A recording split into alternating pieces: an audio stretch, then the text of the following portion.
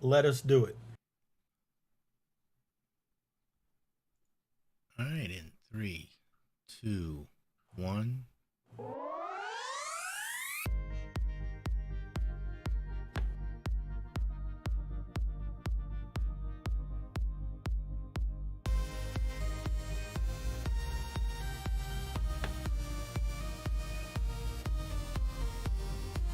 Howdy folks, and welcome back to Joystick and Mouse, video game news and reviews for all of you filthy casuals out there. I'm Don, I go by Diddy in the gaming community. With me this evening, as always, is Jay Dimes. What's going on? And this is episode 138, and today is May 31st, 2022. It's been a while. It has been. And on the program today, we have twists and turns of a plot nature. We revisit hell, and not the dumping a studio kind. And we take a look at the future of video game development workforce. So, I'd ask you how you've been, but I know how you've been, and it was not good. Listen, I have been living the life of luxury in my penthouse suite of a hotel while we wait for the people to fix my house. So, yeah, it could be worse. I could be talking about not having a house and not having things and not having people, and none of those things are true. That is true. So, that is always the way to look at it. Is they're all go, it could always be worse. It could. It very much could be worse. I'm telling you what, living out of a hotel for it's been more than a month, hasn't it?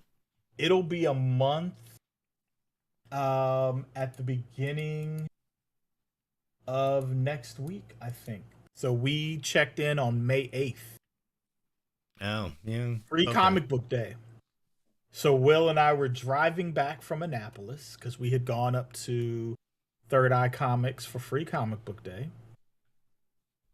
And then we had gone to another local shop, and we were back on 95, and I get a phone call from the security company like, hey, somebody has pressed the fire alarm at your residence. And I was like, well, I don't know. I'm not home.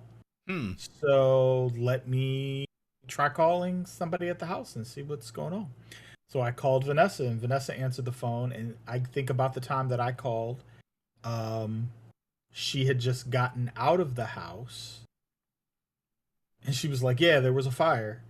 And at that point, we weren't really sure how bad it was. All she knew was she was in the bedroom watching TV, and she heard this loud pop or like boom. And then like a series of like smaller pops. And so she runs out into the washroom, and she said she saw like sparks and like flame shooting out of the box. And so we have fire extinguishers. Like we keep one in the basement and one upstairs. Mm-hmm. So she was quick with it and got the fire extinguisher on it really fast. And got it out. And then, got everyone, and to include Kazi, out of the house. And but still weren't really sure where the fire started. Oh, so, right, yeah, because you just know there's fire there. Right, right, fire there. With it, right. And so thankfully it looks like the fire began and ended in the box. Well, that's good. Nothing that the electrician, I guess, saw led him to believe that it like traveled from anywhere. And the fire department, when they got there, they punched some holes in some drywall to see if there was fire anywhere else, or if they saw like any kind of like singe in the insulation or anything. So none of that. So really, other than needing to have the box replaced, the worst part of it was from the fire extinguisher. So that foam stuff gets in the air, and it decides it settles wherever it wants. Oh, um, wow. and it got into the to the air conditioning unit, like the vents and such. Yeah. So like they've just got this white film like over everything. Oh. So like the So halon stuff or whatever the hell it is yeah, within those. yeah. I it reminded me of when Vanessa, like one of the first times we interacted with each other when we were working together, was there was this mishap with a copier, and we were trying to change the toner cartridge in the copier, and we didn't realize, I can't remember if it was the cartridge we were pulling out or the one that we were putting in, had a little slit in the nozzle, Mm-hmm. and toner went everywhere. Oh God, I hate that. And when toner gets in the air, if you've never experienced it, it just goes wherever. I mean, So we were still finding toner on surfaces months after this incident. I will. Um, I'll never forget at work one time. I was changing the toner cartridge in one of the big ones in a printer. yeah, And yeah, I that's dropped exactly it. what we had. And I dropped it, and it Oh no! freaking went everywhere. Oh no! Everywhere. It was bad. Vanessa always jokes the one day she wore a white blouse to work is the day she sprayed toner all over. So that's been like really the big thing, is like cleaning up the damage of like where all of that stuff settled. But we're essentially gonna kind of get a refinished, a remodeled basement Oh, out of it. So they're ripping up all the carpet downstairs. We're getting new carpet, or actually we're doing like vinyl, like the vinyl vinyl plank. planks. Yeah, we Yeah. thought about that. Yeah, so doing vinyl plank, and then carpet. We're still keeping carpet in the bedroom, and they've repainted the entire basement. New box, of course. So They actually have put in a new box, but they put in the wrong box, and so we were waiting for them because we asked for a bigger box. Like, we're not sure if the reason that the box failed is just because the box was 60 years old and it just like right, gave out, yeah. or if it's not big enough for the amount of usage. So So what new did they box. decide? Was it? Yeah, I was going to ask. Did they decide it was over, or was it? I mean, at the point where they saw the box, I don't know that you could make any type of You determination couldn't tell. other than that whatever caused the fire originated in the box. Yeah. So do 'Cause they there have was to nothing redo any anywhere else. wiring? No, it didn't look like it. I mean, No. I don't know. Wow. I So mean, that's actually maybe he stripped back. I mean, he may have stripped back from some of the wires and like added new wire to Mhm. it to go into the box, but I'm sure he had to cut back some of the wire, because because of how it's hardwired into the box. But yeah, I don't think I have a picture of the box, but like we decided to purge while we were like, because we had to take I hear you, everything had man. to leave the house, right? Yeah. So we decided to throw out the stuff we didn't want coming back in the house. Mm-hmm.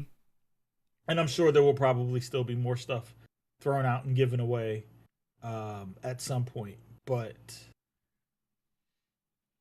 yeah, So it's interesting you say that because we in this time frame we decided to redo the carpet in the basement. mm, So we took everything other than the two pieces of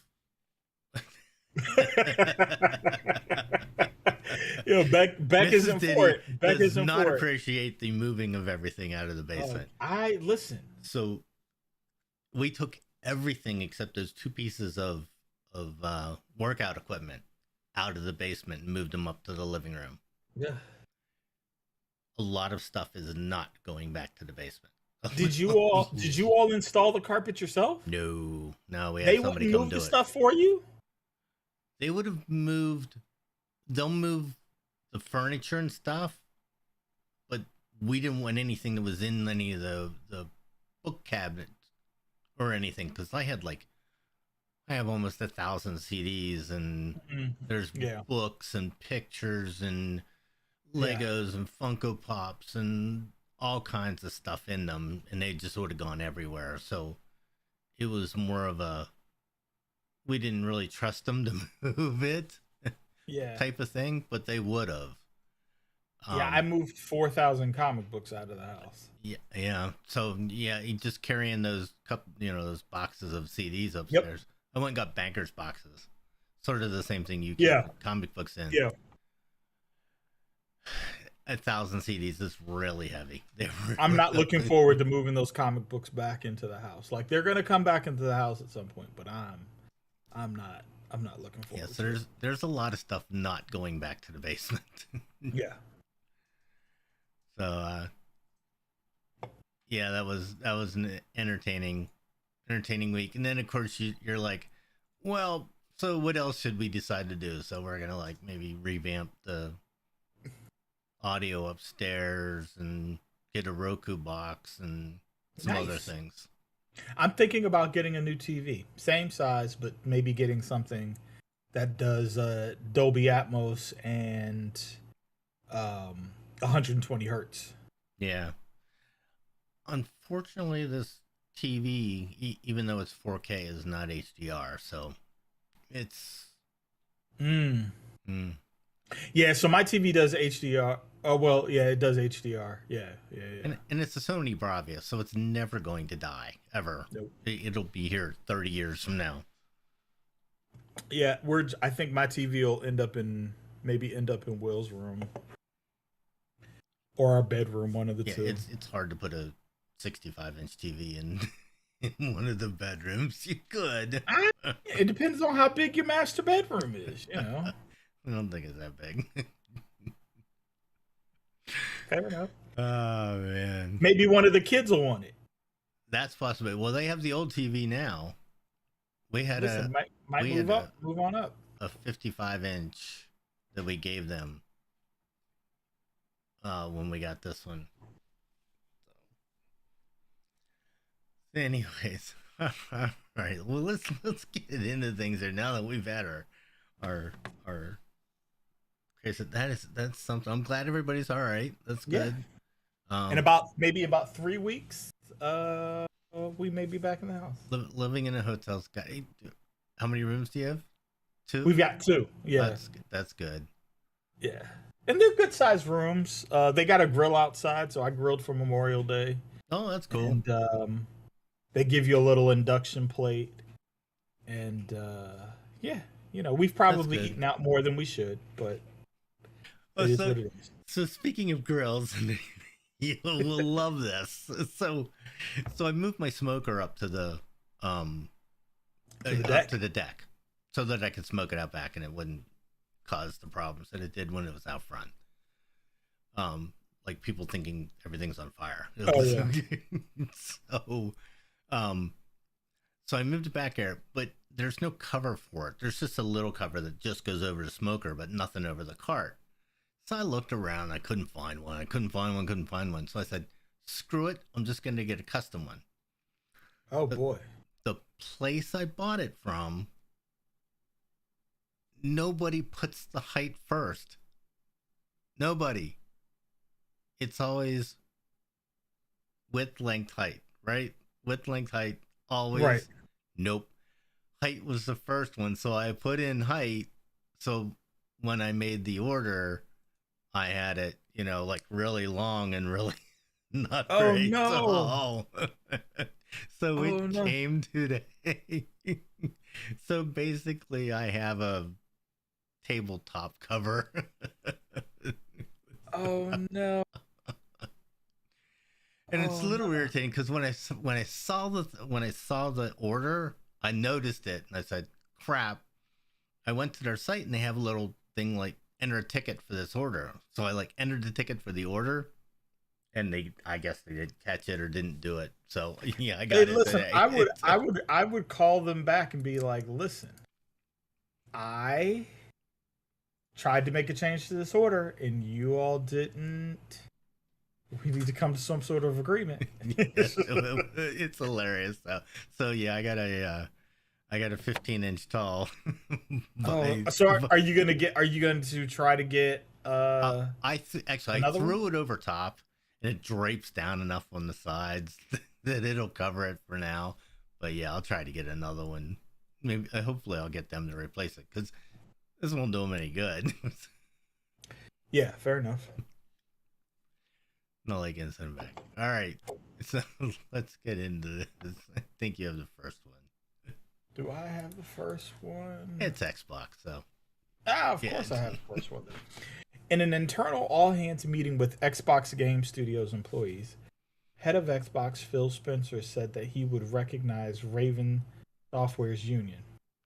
This came after the QA testers at Raven voted to form the first labor union at a major studio. Later, Spencer said, "We absolutely support employees' rights to organize and form unions. What does this mean for the video game industry?" Well, I'll let you give your thoughts first, because the more I thought about this, the more I think it has a lot more far-reaching. I think it's going to be great for employees in the video game industry who want to unionize. Um, and I think it's going to be. I think they've set a precedent for the rest of the industry where it's going to be very difficult to tell your employees they can't when Microsoft is very welcoming of it. Yeah, I agree with you 100%. When the largest says, "Yeah, you know what? Go ahead and form a union," it's going to be really tough for the rest of them to say, "No, you can't form a union." Mm-hmm. And I agree with you wholeheartedly that it's going to be better for the employees. It will help in morale. It'll help in conditions. It'll help in hiring. It'll help in not being laid off for no reason. All those things. Right? Yeah, I mean, I think for somehow, and I find it's very interesting to me that they have this issue because it's a very skilled industry. It is. And so you would think they would treat their employees better. It's a very niche skill, too. Yeah. And somehow that hasn't been the case. Well, and maybe it has. Maybe what we're seeing is the result of giving employees too much freedom, right? Where you just kind of let people be who they are and you don't put a lot of restraint on their behavior. You know what I mean? And so maybe this will help curb some of that. And maybe also help rein in like pay disparity when it comes to gender a little more. I actually didn't think about that, but We'll that's a see. good point. That's a really good point about the um, freedom that they have. Yeah. Because for the most part, these are very creative people. Mm-hmm. The more I thought about it, though, the more I wonder how us as gamers would be impacted by this. Now, as a developer, I'm all for it. I'm all for anything that helps the employees for development. But as a gamer, I wonder, is the development life cycle for a game going to get longer? I think it will, because I think you're going to have, there won't be such a thing as a crunch. There won't be any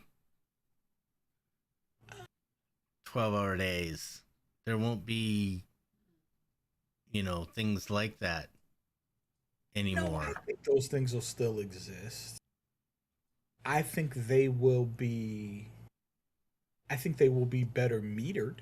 I don't think you're going to be able to ask people to work 70, 80-hour work weeks.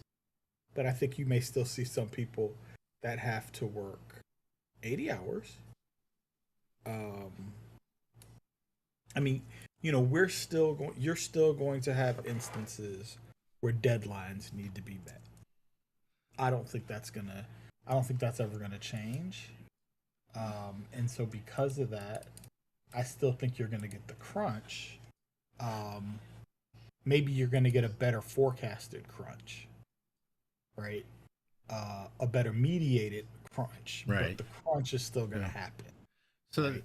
it sort of leads me into the next thing I was thinking about, though, was that are games going to get more expensive? Because you're going to have to pay, because a union is absolutely going to negotiate overtime. If you work more than 40 hours or 50 hours in a week or whatever they negotiate, they're going to get paid for it. Currently, they don't. Well, I mean, For now the here's most the other part. thing. For the most, it depends on your contract, but for the most part, right. they do not. Salary is always optional as to whether or not you pay overtime.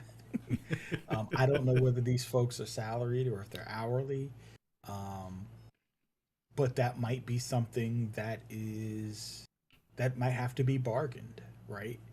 Um, that um, you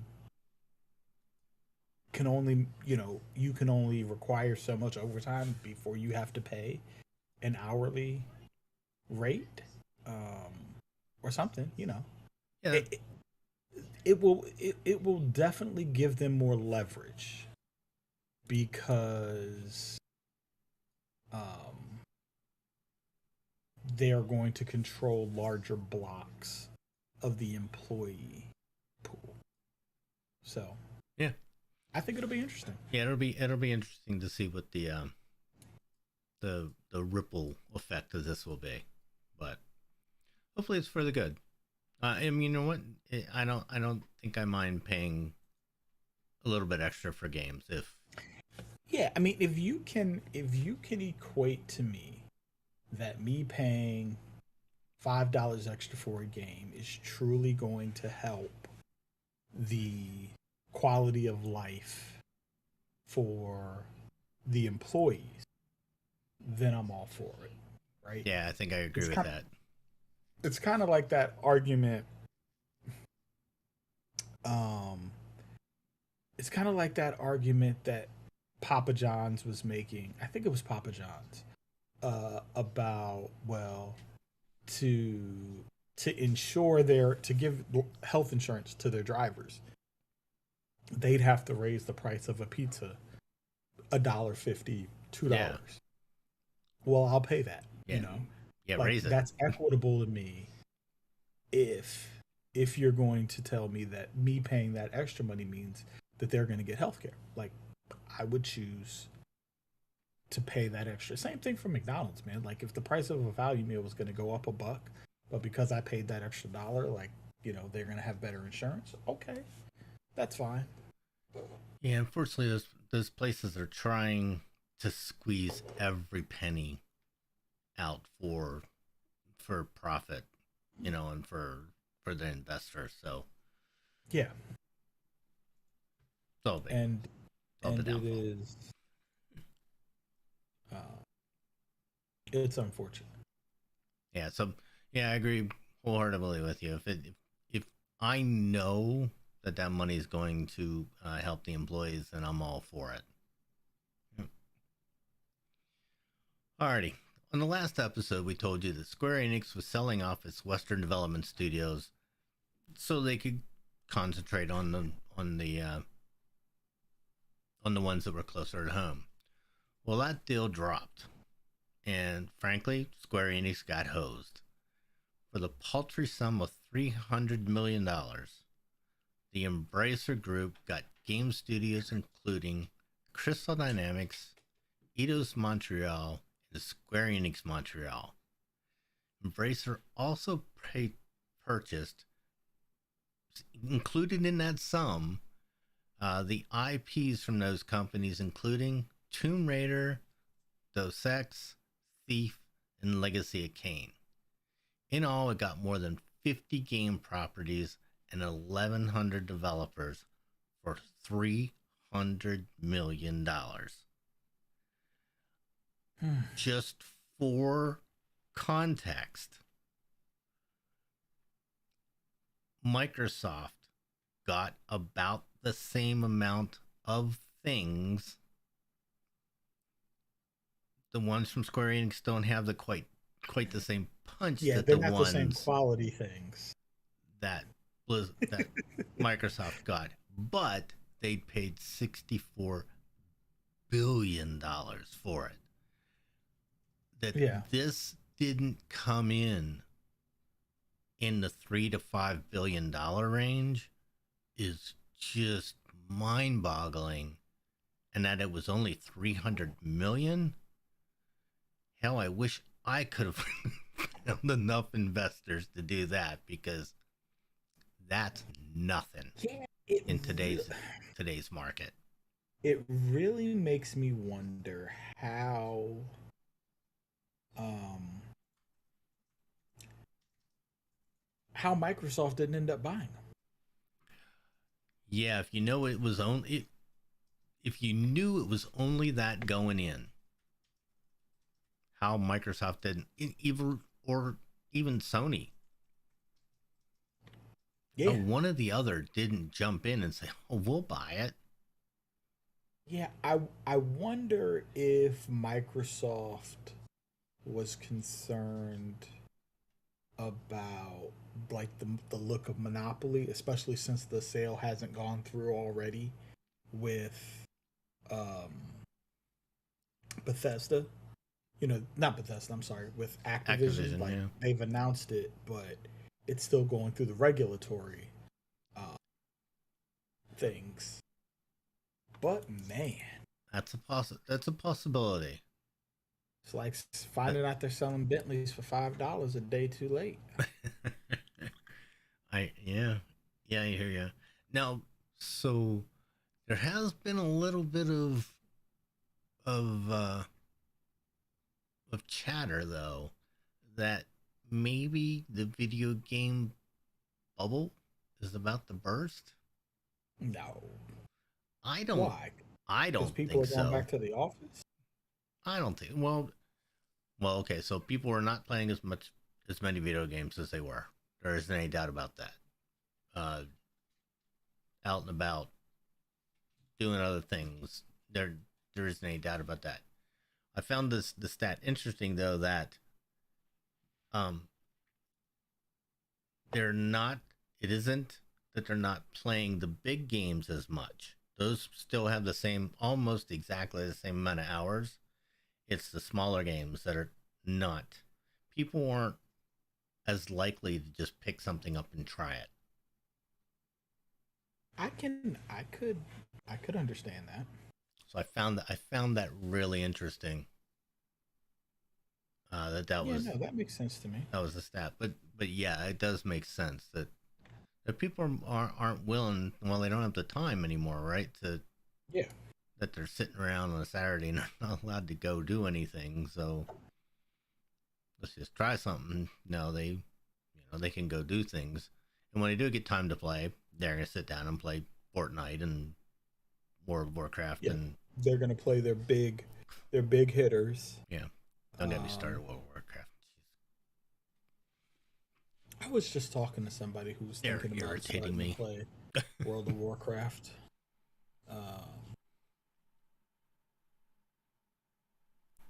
I can't remember who it was, Yeah, so but you know, I'm just playing the new division. The new division. Don, that's the hardship of being in a hotel. Crappy hotel internet. Do you know how hard it is to play a game over that like online? oh, I'll bet it's horrible. So, the one thing I have found is that if you like, I have my Xbox hardwired, Mm-hmm.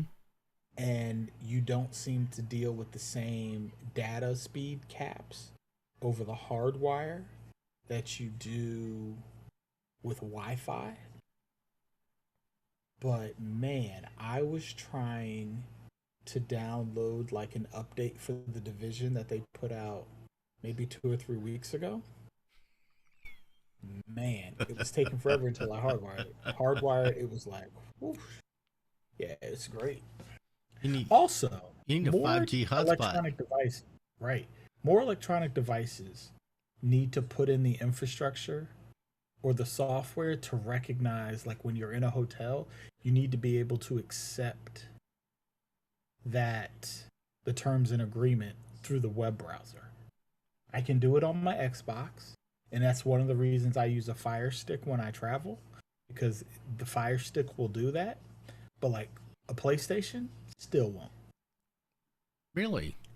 Nope. PlayStation 4, you literally have to call the internet people for the hotel and give them the MAC address of the console and get them to manually add the MAC address to pass internet through. Wow.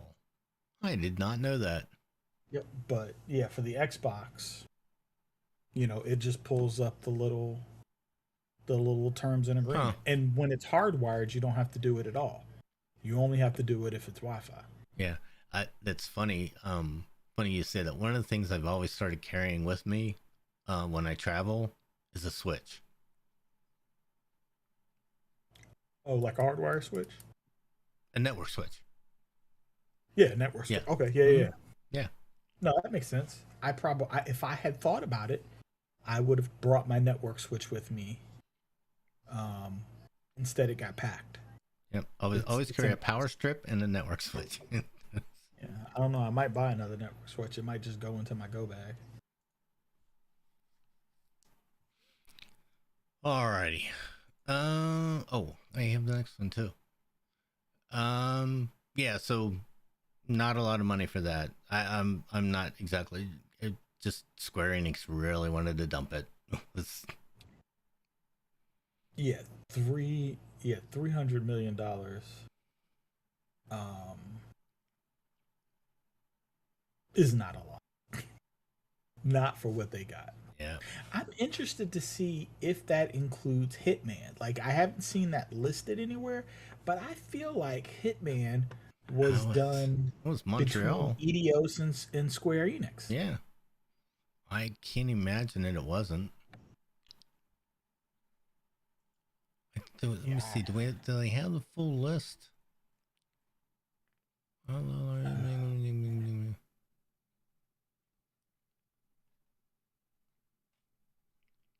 See if they have the full list here.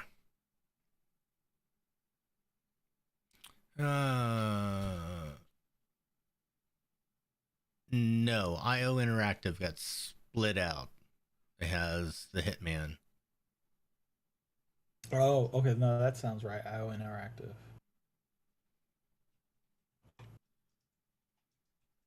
Yeah, it's Square Enix was so weird about those games. Those games did really, really well, and they sold really, really well. And then Square Enix would come out and say, "Well, yeah, those were a disappointment." They didn't. Yeah, it's almost like they're putting too much money and time into the game, and so they lose the ability to be profitable on the game. Mm-hmm. Which is sad when you think about it. There are a lot of games, that are really good games. They get critical acclaim. People like them. They sell. But some kind of way, the studio's not making Enough money to make them happy. Yeah, Yeah. because Hitman was fun. All of Hitman's the a great Hitman game. games were fun.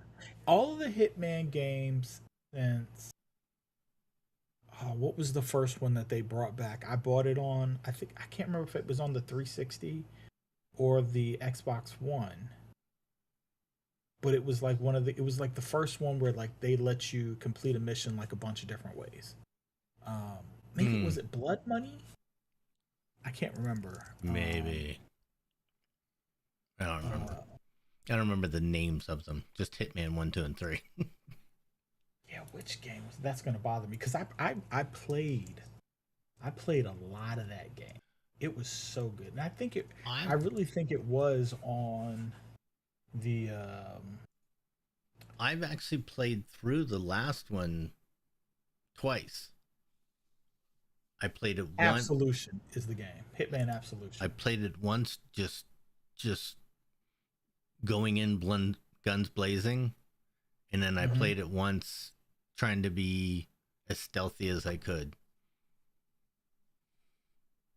So they made that for the 360, and it ended up coming out for the Xbox One. I don't remember which console I had it for, but Hitman Absolution was in 2012. Was a great game. It was the first Hitman game I ever played. And all the games post that have been really good. I don't understand. Yeah, I I don't don't know if they understand just how didn't they. make enough money or what. And Dos Ex, while Dos Ex was never really my cup of tea, always seemed to do well critically. So I don't know. Cat's back here Uh, thudding Kazi around. decided he was going to walk across my laptop while I was in a meeting today. He showed his Yep. face, then he showed his butt to the entire group. Thankfully, my team is very pet encouraging. They like for your pets to attend the meetings with you. So Yeah, I never cared. We have one guy. His dogs are always yelling at him the whole time, yeah. the whole meeting. Or it's like, My boss, her dog will jump in her lap, like, and it's a big dog. It's not a lap dog. Like, it's a dog the size of like Finn and Bailey, and they will jump in her lap. He will jump in her lap and attend the meeting. as it should be. Yeah, hey, great times. All right. So, charge up your iPads, get your phones out, get them ready. Hell is about to be unleashed this week of PC and mobile, as the You'll Have Phones, Don't You game is finally going to be released.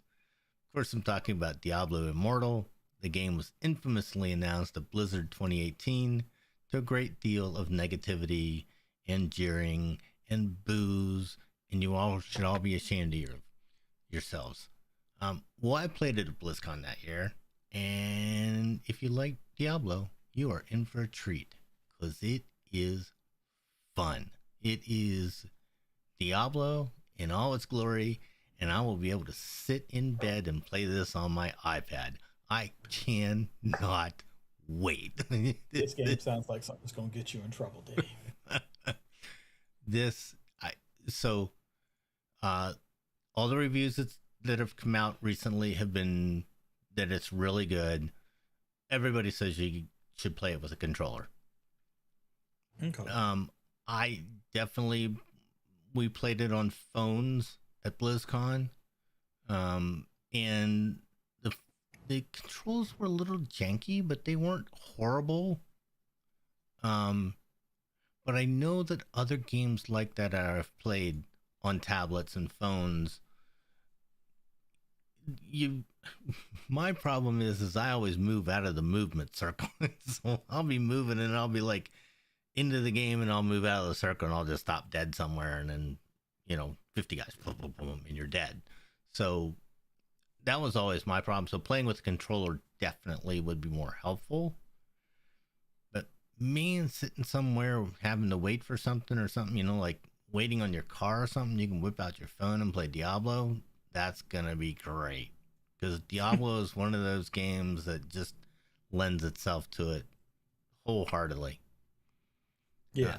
So really looking forward to it. Reviews look really good. Just can't wait for it this week. Comes out. Actually, it might be out by the time this airs to the world. Or maybe. Yeah. Do you have I any? bought Diablo for my Xbox One. I never played it. Do you have any? It's free to play. This I is might free to try play, so yeah, it won't hurt to download it. It did get. This is interesting. It does have loot boxes in it. it.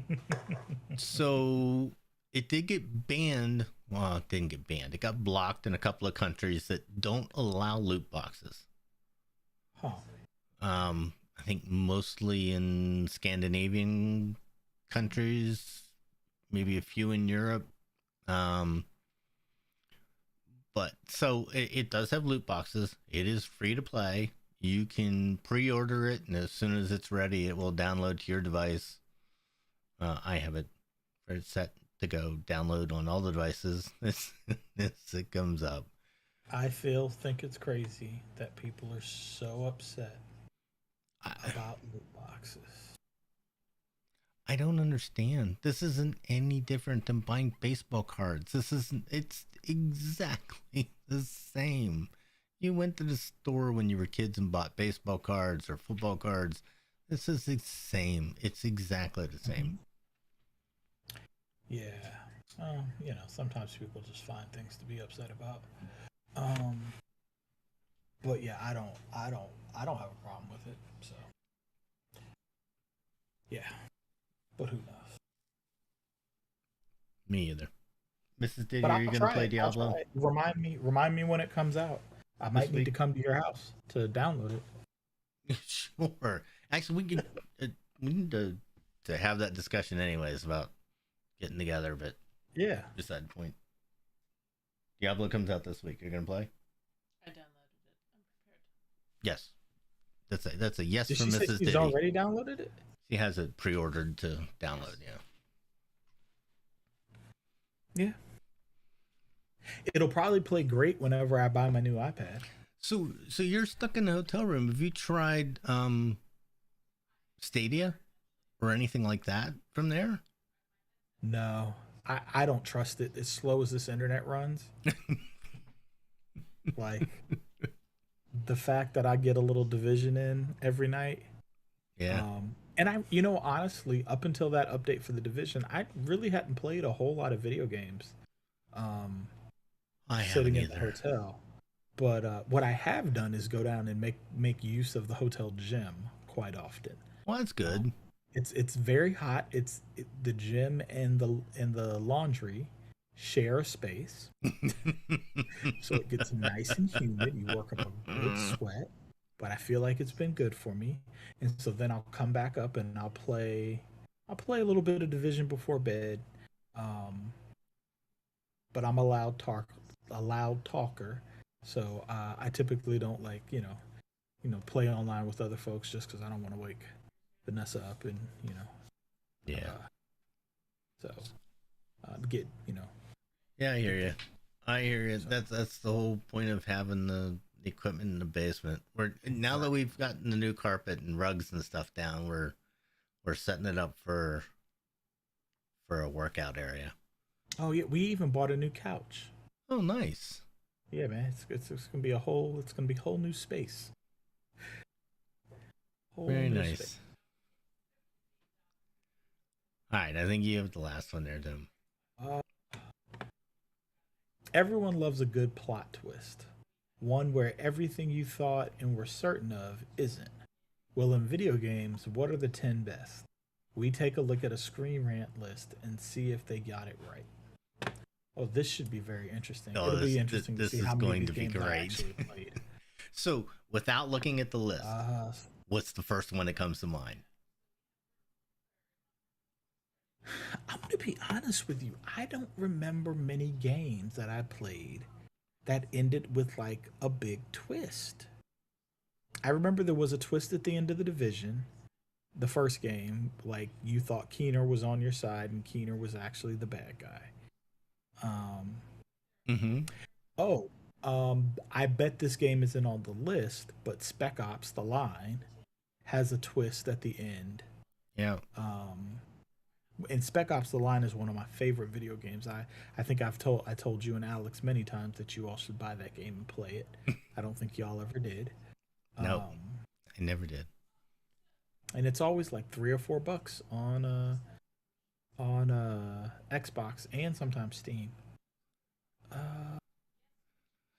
Yeah, that's the only one that I can. Oh, and Heavy Rain. Heavy Rain's another one. Actually, I didn't see it on the list. The one that immediately came to mind was Star Wars. See, I've never played any of the Star Wars video games. And if you haven't played the game, it doesn't mean anything. But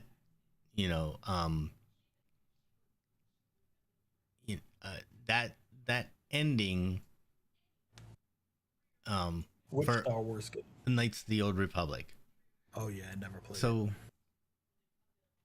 I don't want to get too much into it. But that one and Portal were the two that came to mind first.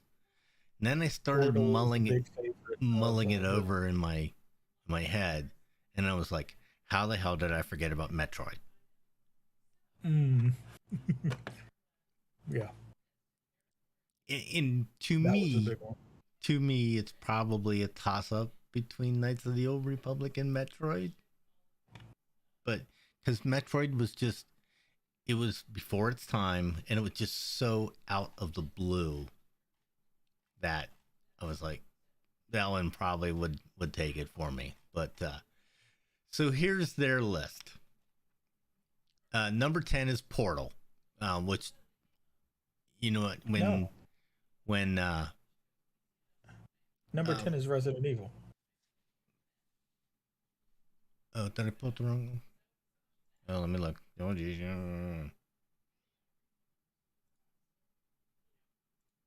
Oh, I'm sorry. 10 is Resident Evil. Yeah, Wesker is the villain. So yeah, that's. I mean, I didn't really know if that was a plot twist, but okay, fine. So yeah, so you're playing, and the guy that that's supposedly helping you is the bad guy. That's pretty normal. Number 9 is Silent Hill. The main character in that, God, well, the people that have played it did.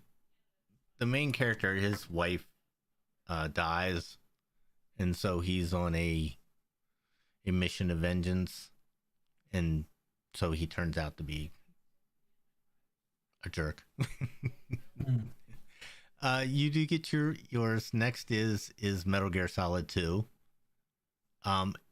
And a lot of people, I looked at a couple of other places, and this one was on almost everybody's list. For Sons of Liberty, I do not remember playing this game. I'm sure I did, but I don't remember playing it. Number 7 is Metroid at the end, when it turns out that Samus is a girl. That's, you know, they don't give you any hint of that at all throughout the game. Number 6 is Portal 2, when the AI that's supposedly helping you turns out to be the bad guy at the end.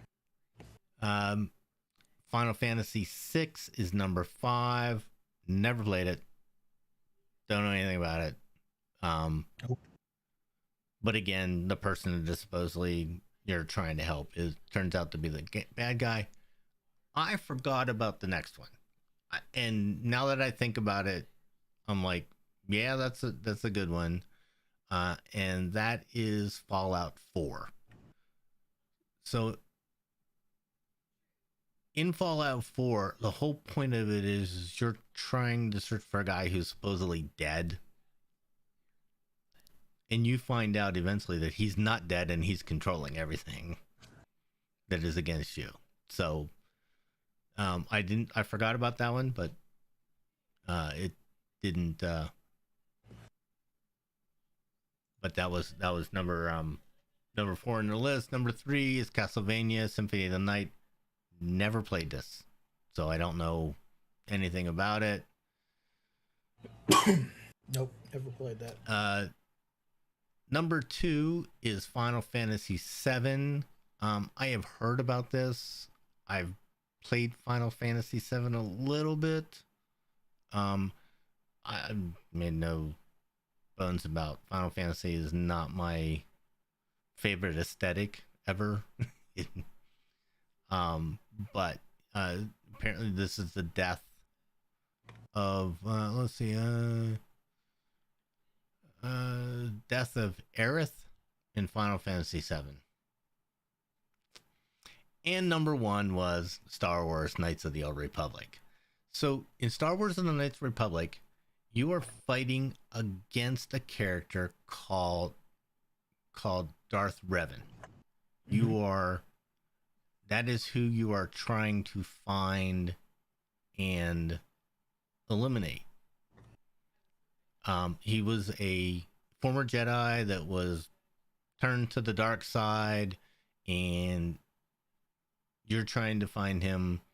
And at the very end, you find out that you're him, and that your mind was wiped, and you were sent on this mission.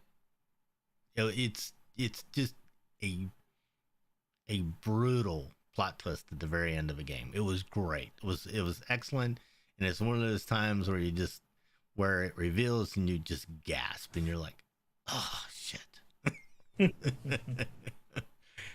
So that's a really good one. I actually found after I saw this I actually saw a couple of others, other lists, and the one that I hadn't thought about or forgot about was in Bioshock. The very first Bioshock. Did you play that one? No, Will has. I think I may have played part of it, but I never finished them. So in the very first Bioshock, the bad guy that you're playing against, the protagonist that you play against for most of the game, you finally find out eventually that he's mind controlled and isn't really the one pulling the strings. So that's a little bit of a plot twist. I didn't really think about it, but I would just like to say none of the games that I thought of were on this list. It was interesting though. Most of the lists that I found more lists of this. One from Reddit, one from a couple other places. Most of them listed Knights of the Old Republic as the most shocking. Yeah, I might one day have to play that game. It would be nice if they did. I mean, it's so old, but it would be nice if they did a remaster of it and put it out on current gens. Especially aren't they all? They are, right? They're remaking Knights of the Old Republic. Are they making the original game, or are they remaking the original game? Are they doing Knights of the Old Republic too? Yeah, I mean, because the whole point of the game is you're trying to clean up the mess that this guy made throughout the galaxy, and it turns out you're him. It's Oh, you know what? It looks like they're, I think, Jedi Knight Collection. No, that's Jedi Academy, Jedi Knight 2 and Jedi Academy that they're re-releasing.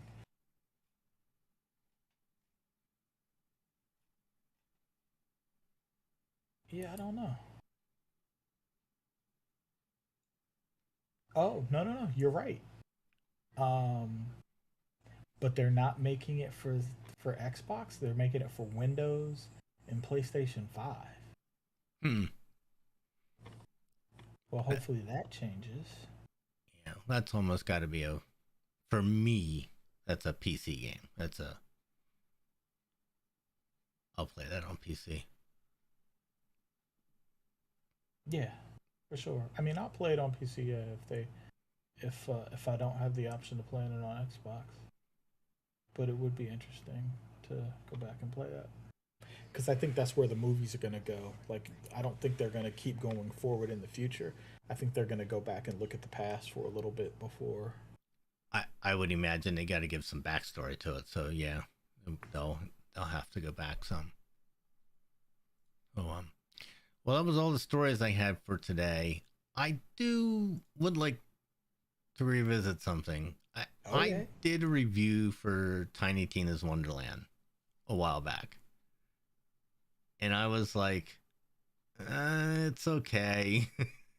You know. So I actually got into this a little bit more. And the further you get into it, the better it is. But as all Borderlands games are. All Borderlands. But by accident, I happened to do the same. I don't know what they're called. They're like little. You like play like almost like little mini games inside the game, which is sort of cool. I happened to play the same one twice, and I did not realize that all those encounters are procedurally generated. They're not the same every time you play them. So the number of guys, where they're at, all that kind of stuff is different. I was like, I was actually like, oh, there's two guys over there, and they weren't there, and then they were over. There were other guys somewhere else. I'm like, that's not normal. So, I found that interesting. The more I get into it, the better it is. I still wish they'd have just done it big open world like they did the other games, instead of this step by step along the path. But other than that, it's definitely Borderlands-ish. But I did not realize that the encounters were procedurally generated. It was really cool. Yeah, Will and I started playing 2 again. We have taken a hiatus because it's hard. Because things. Yeah, because of things. But yeah, eventually that's on the list that we will finish 2. Yeah, Borderlands is great. They're huge games. They're huge. You can play them for hundreds and hundreds of hours. They remind me a lot of Fallout. You can play them for hundreds and hundreds of hours and do side quest after side quest after side quest, and never get through it all. It's just amazing, the amount of content in them. So they're fantastic. Borderlands are definitely one of my favorites. I sort of wish that they would do a God of War game like that. They sort of are open world, but not really. They definitely have a progression to them. You can go do the side quests. They're a little on the rails. But Borderlands is not. But a wide open world God of War game would be phenomenal. Yeah. Sony, listen, Sony. Open world God of War game. So. Alrighty, so I'll bump Tiny Tina's Wonderland if you can find it on sale, get it. But yeah, it's better than I initially thought. So next week, next show in 2 weeks. Be ready for Diablo Immortal review because that will be coming.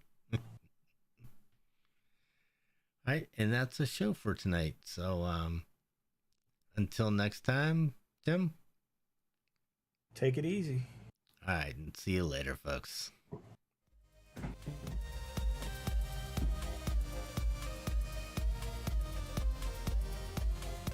If you like this show, check out more great content at incastmedianetwork.com. Diamond Club hopes you have enjoyed this program. And that's right. All right. Well, we got 2 viewers, nobody chatting, but thanks for tuning in.